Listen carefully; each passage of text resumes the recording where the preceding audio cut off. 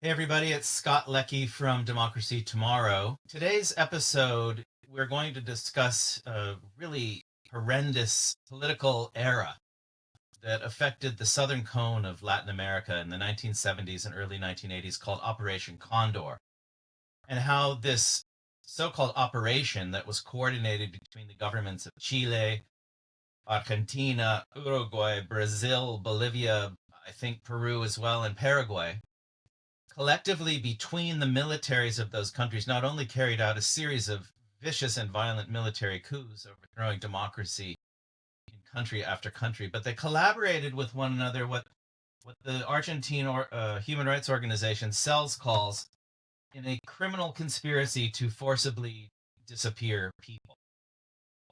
The statistics are staggering, and between the military regimes of those countries in that 7 year period, around 60,000 deaths are known to have occurred. Many hundreds of thousands of arrests occurred, up to 400,000, in fact. And they systematically targeted so called leftists, socialists, communists, trade unionists, and really anybody who was opposed to the particular regime in question. This entire operation had the full military and financial and political backing of the United States government at the time as well. This was a horrible, horrible political period which the entire region had to endure. Slowly but surely, it came to an end and formally came to an end when the military junta in Argentina was finally ousted from power in 1983. But it left in its wake an incredible array of victims, of households, of families not knowing what happened to their loved ones, sometimes knowing what happened to their loved ones, but a period of state sponsored terrorism, the likes of which that region has certainly never ever seen again and hopefully never will see again. The governments in the region now vary from very progressive in Chile and Brazil and Uruguay, and to the extreme right in Argentina, with the leader Milei in power at the moment, who has spoken rather favorably about the military period in contrast to all previous leaders since 1983.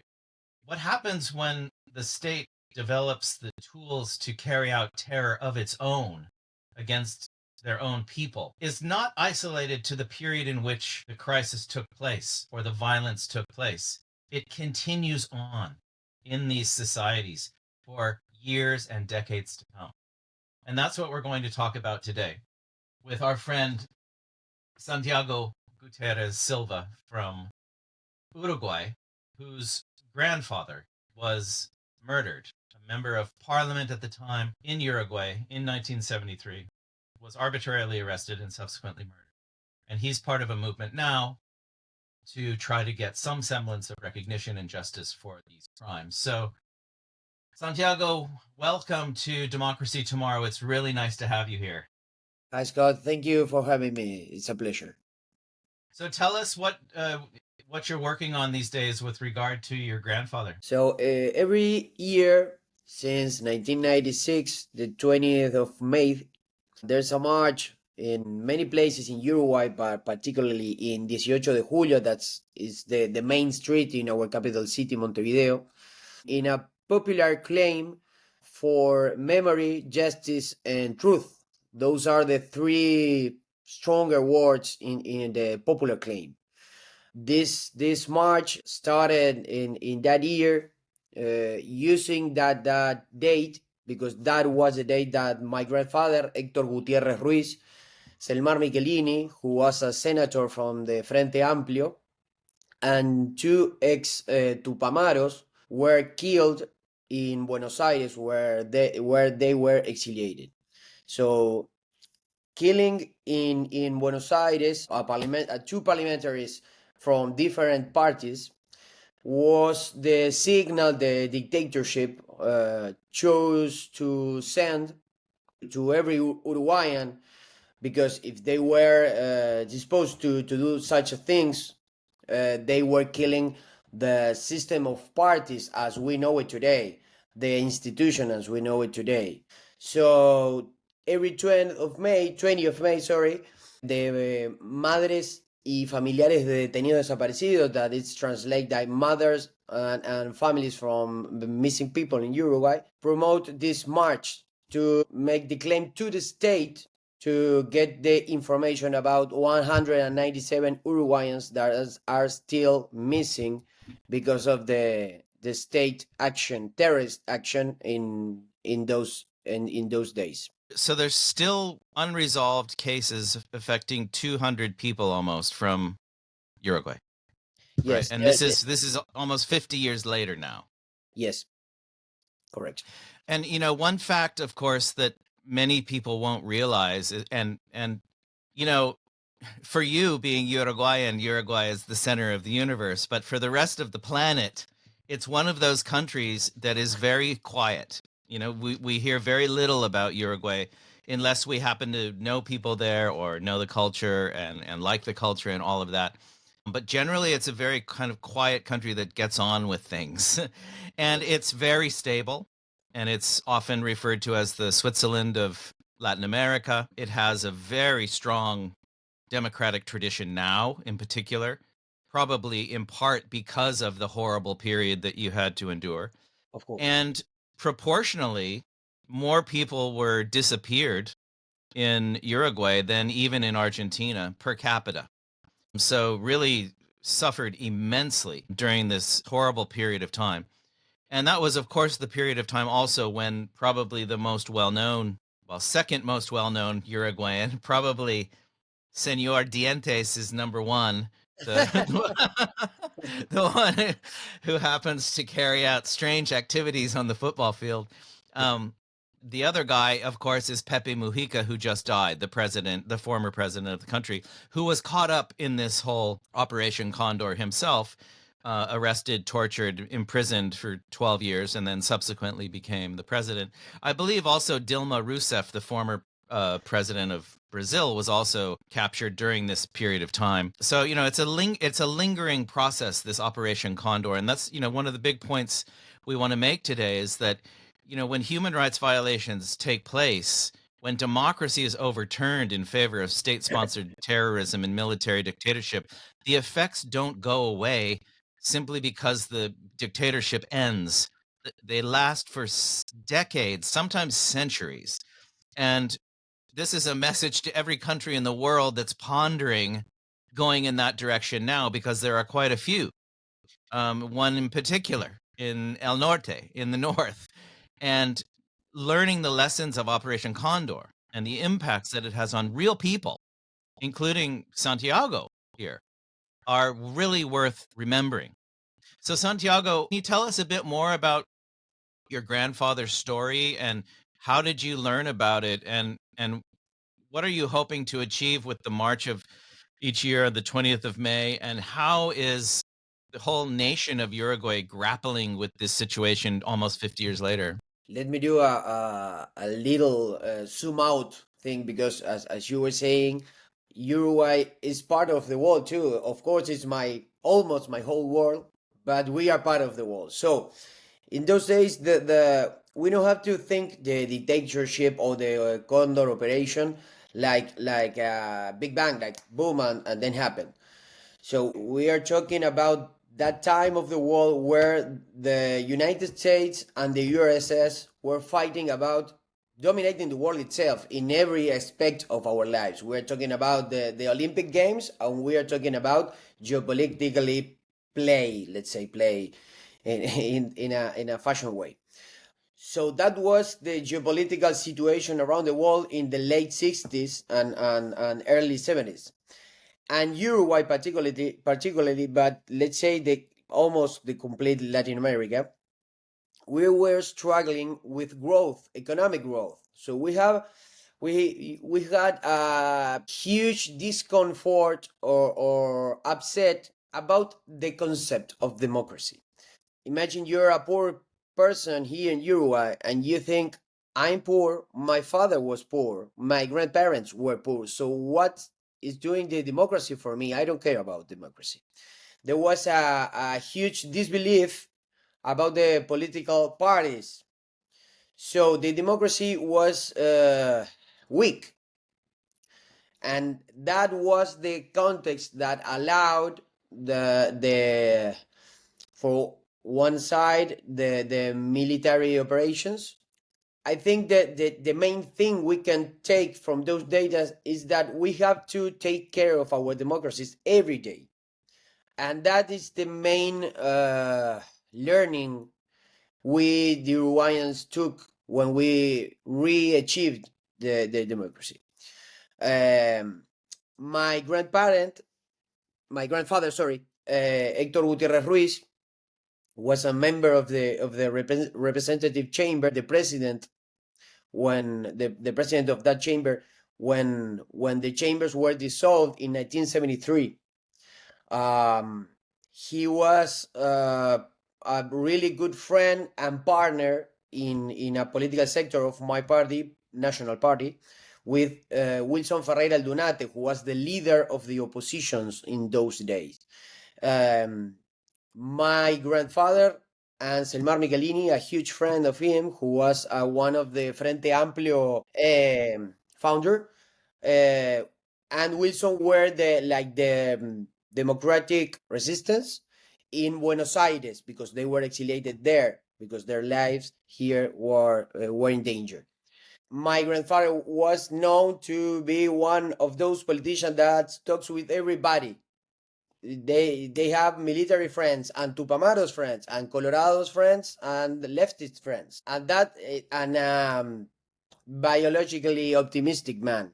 Where they received Uruguayans in Buenos Aires, and they used to say, no, don't worry. In 2 or 3 months, we are back in Uruguay, and everything is gonna be all right. Just to cheer up, of course. But the my grandfather discovery for me was to rebuild not a hero, but my grandfather, because all those people, important people, let's say, were humans. They had wives and sons and friends and hobbies and everything. So being a child, I have to rebuild a human, and I realized that that was the main thing when we look back to those days. They were humans. They were humans with their lights and their shadows, and they were humans taking really, really difficult decisions in really, really difficult times. And that main thing should be our first thing to put when we look back to the recent past, because we had different ideologies. We vote for different people. We have really, really hard discussions, and maybe no, we have different interpretation of what have passed there. But the main thing about this is human people being persecuted, sequestrated, tortured, and killed. And some of them, the main core dark thing that you can do to a person is to disappear them. Because remember, this was not a war, but in every war in the world history, there was a time where you have time to delay the death. But disappear bodies is one of the darkest things you can do to a person, and of course to their relatives. Absolutely. And that's a really good point to make, because just in Argentina alone, at least 30,000 people were disappeared. So it's one thing to have a relative go missing or a friend go missing. It's another to never, ever know what happened to them.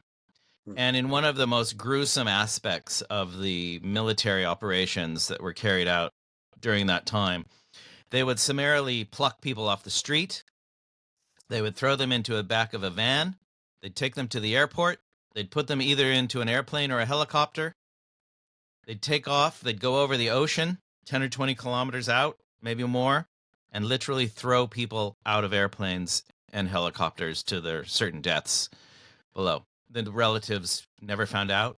They never knew. Many children were kidnapped during this period of time, babies by the thousands, and given to military officers in these countries. It was as if a whole wave of toxic air had blown over the region. And again, we reiterate that although these events took place in the 70s and 80s, their effects linger on today, both in the positive sense and in the negative sense.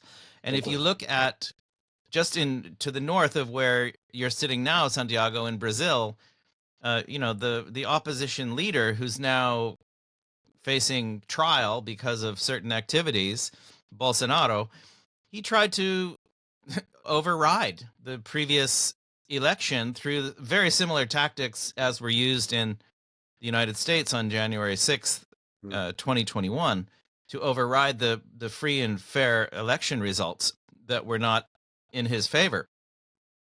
And he is also very famous for uttering many, many positive things about the military dictatorship time in Brazil, which lasted, of course, from 64 to 84. But on the positive side, if we focus just on your country, Santiago, Uruguay, I, from the outside, believe that, and you can confirm this or not, I think that horrible period of time through which the country did survive, through which somehow democracy reemerged, that it reemerged more strongly and more firmly than ever before, because people finally realized just how precious it was. And they realized that a central tenet of democracy, if you believe in it, is that you have to accept that sometimes you won't win. Sometimes the other guys will win. And you have to work with them to try to push things further. And one day you will win. And they will have to accept that too. But it takes both sides. And all sides, really. Left, right, center, north, south, east, west, rich, poor. You have to be able to accept that you flip a coin, sometimes it's heads and sometimes it's tails. And I think that's part of the reason, at least, why democracy is so solid now in Uruguay. And what do you think about that, Santiago? Did it play a role in strengthening your democracy, would you say? I think yes. I think that time is never quite ended at all, 100%. Because as you said, when we talk about this thing, we talk about killing and missing people and deep dark things. But we have to be conscious that these episodes left a psychological scar in every Uruguayan, because the dictatorship was in prohibition of books and songs and who you can get along with and what to think and what to say and even words. So those things didn't go away just because we're back in democracy. But our strongest pillar of our democracy is that our political parties, the three main of them, my party, the National Party, the Colorado Party, and Frente Amplio, still have, and I hope we have for a long, long time, a strong cultural representation in the common lives of the people. Most Uruguayans feel represented by one of these three parties, but not just because how they think, but more deep, but how they live. So it's not that strong. There are not tall walls, let's say, but those things in three democratic parties make that people still have trust in giving the parties the will of the country. And more important, we're seeing in those days in Latin America and of course in United States also that the, let's say, the manners change. But in Uruguay we make a statement about how we get along with people that didn't think the same of me.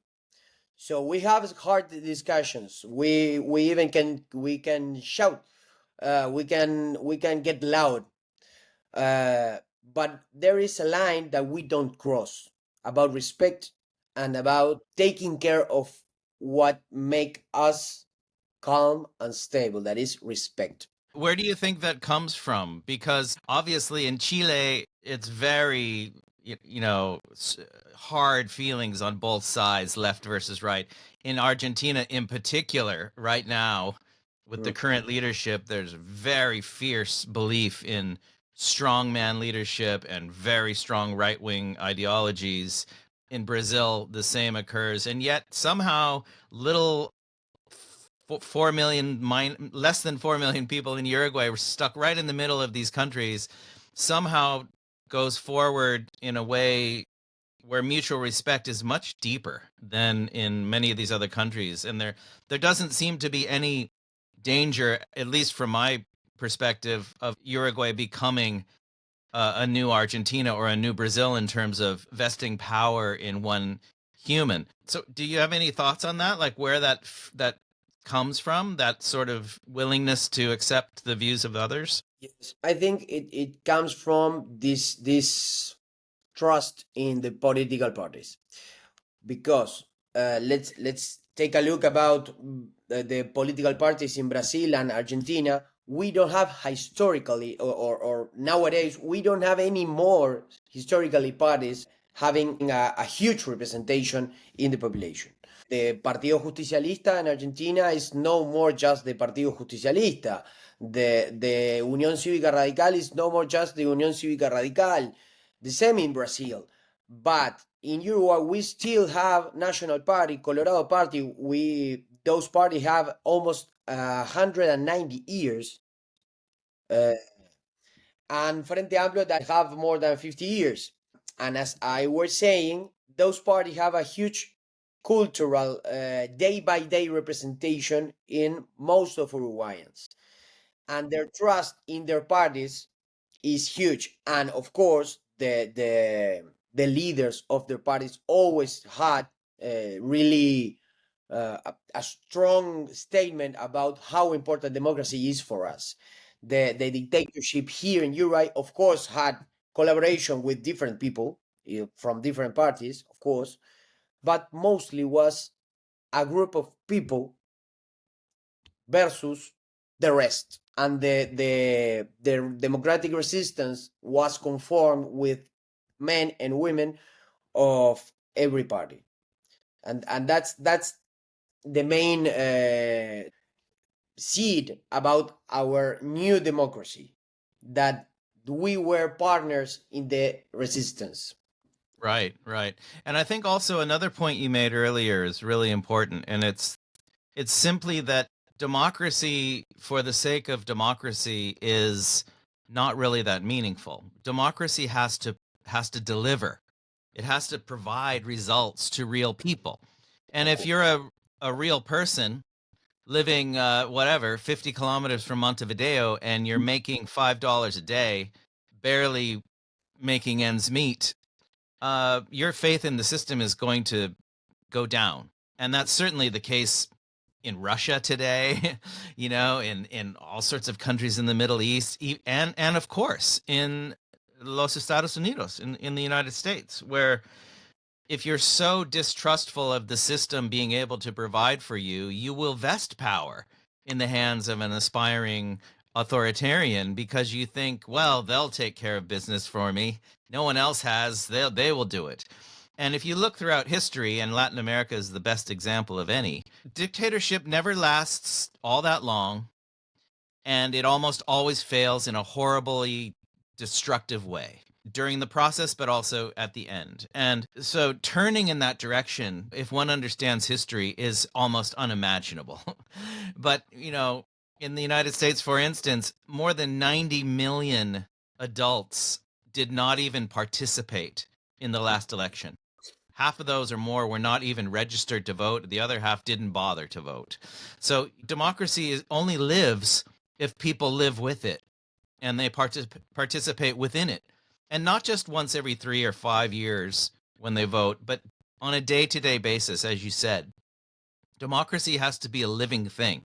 You have to feel it and you have to see it. It's not about voting alone. It's about knowing that you're free to say what you want to say, knowing that you can walk the streets and not be fearful of being arrested, that you can have a free press, and you can be guaranteed of a lawyer if you need to go to court, and so on and so forth. The list goes on and on and on. Full respect for human rights, basically. So, just to wrap it up today, Santiago, do you have any final thoughts on where Uruguay is going to go in the future in terms of dealing with its past, dealing with the unresolved disappearances, and what do we have to look forward to? Okay, nowadays we are kind of in a neck of a battle because I have a gut feeling that because of the biological process, a lot of main characters of the that time are dying. One of them you told about him was Pepe Mujica. Uh, Many others, of course. So much information lives in people. No, it's not a document thing. Maybe you can find some document to cross numbers to some investigation, but information, capital information, lives in people. So I think we are kind of in the middle of a neck of a battle because truth and justice are looking each other and saying like, you're going or I'm going, because many of the information are in people that may commit crimes. Which stimulate can they have to reach some truth if they are going to have to live their final days in a prison, for instance. So I think Uruguay have to make a different effort, just than pushing and finding the rests of these bodies that we're looking. So I think we are in a historical moment to be the best Uruguayan we can be.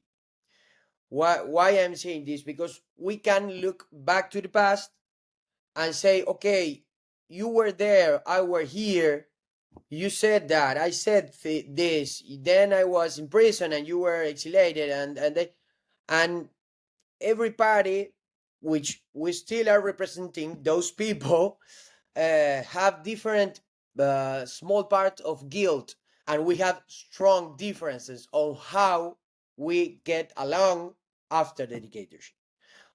We have strong differences and fight and in the negotiations to recover the democracy, and that scars are still hurting in the political system. So I think the biological change, let's say the generational change, is a huge opportunity to say, okay, you were there and I was there, but we are not responsible of what they did. Just let's say the truth. This was like this, but the most important thing is not what happened. We are not responsible for that. So I think that's a very important thing. And one more thing uh, about the democracy care. Let's say, I don't think that nowadays we are seeing or living process where we could fall back in a dictatorship, because we see the people expressing their disbelief in democracy inside the democracy in elections day. So they are changing the representation from traditional parties with some ideas, and most of them with the main goal of the liberal democracy as we know it, but they are voting different things because those democracies are not delivering, as you said. So we have to work harder, sometimes leaving our main ideologies differences aside or beside, to make our democracies deliver. Here in Uruguay, we are living like the table. Let's say in the last 10 years, Uruguay grow like 1% per year. That's not growth. So our democracy is not delivering. We are not immune to democracy problems if our democracy find the way to deliver. Here in Uruguay, one of every 3 children lives in a poor home. The half of young people that goes to the school don't finish. So we have red lights in our way.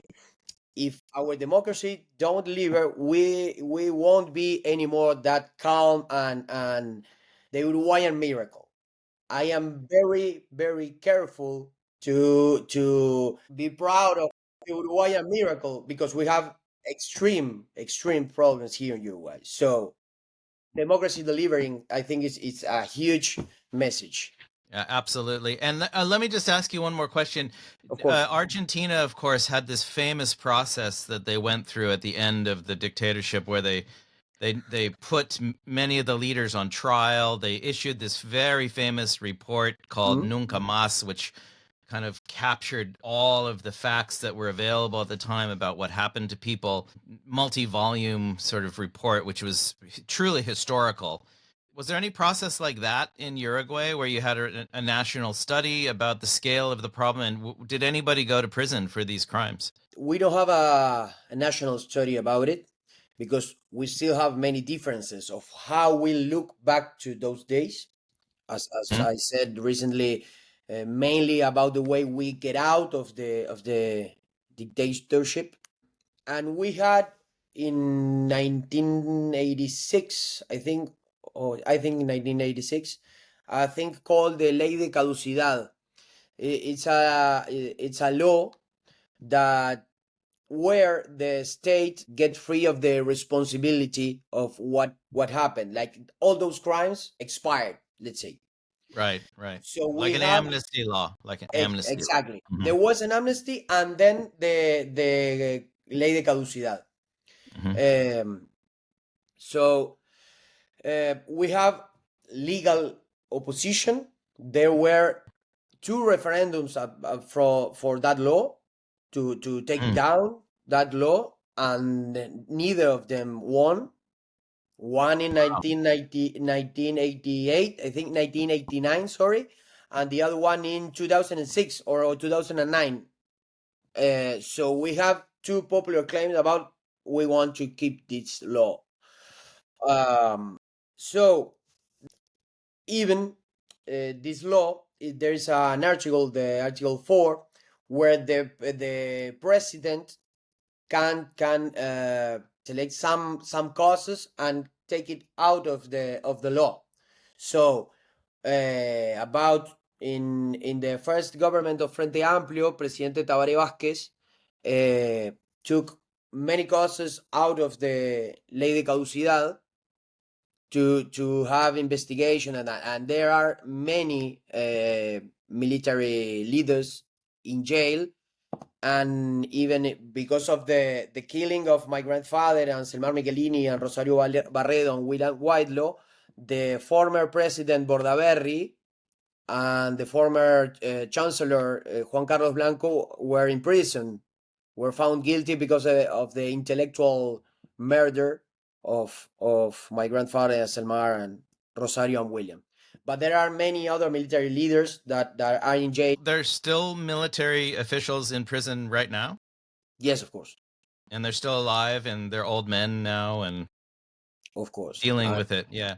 Well, that's a good place to conclude our discussion for today, because it's a reminder that crimes that take place do not simply go away because they're no longer being carried out. Of This course. is decades later now. We have still people in prison. We still have thousands upon thousands of families across this region, including in Uruguay, who continue to suffer as a result of what happened to their relatives. And it's a reminder of what's going on in the other parts of the world today. What's happening in Gaza today will not be forgotten the day the bombing stops. It will go on for, in this case, probably centuries. The images will be seared in the minds of people across the world. What's going on in Ukraine today? Very much the same. What's going on in South Sudan today? Very much the same. In countless other places where horrible crimes are taking place, simply stopping the violence does not end the pain. What has to happen is that these acts are prevented in the future. and building democracy, strengthening it up at the local level, the national level, at the regional level, and ultimately in our quest at the global level, where everybody gets to participate actively within a global democracy, is fundamentally important to secure not just progress and prosperity, but really the basis of our civilization as a human race. We face so many challenges, not just at the political and military and social and economic level, but particularly in terms of technology now. We don't know what will happen with AI, artificial intelligence. Nobody knows. It could go in a great direction, it could go in a horrible direction, but that's just one problem or challenge to lay on top of all of the political challenges facing us. But we are truly grateful, Santiago, for you joining us today on Democracy Tomorrow, and for the world to be able to see one person whose one family was a direct victim of this horrible period of time under the auspices of Operation Condor, a planned collaboration to disappear people between the governments of several dictatorial governments. It's a staggering thing that it was allowed to happen at all. And yes, we must transcend the memory of this horrible period, and we have to go forward. But we should also take the lessons of history and never forget at the same time. You move forward, but you also remember, and you see what conditions were present that allowed this to occur, and make sure that those conditions don't reemerge, and don't ignore the lessons of history. Don't be bound by them like a shackled prisoner, but take them into account. And if we do that, we can move forward to a far better future. So thank you again very much, Santiago, for being with us today. It was excellent speaking with you, and mucha suerte con todos. Thank you, Scott, for the invitation. I hope this was understandable from my not Oh yeah, native English, no problem at and all. I hope to repeat it someday.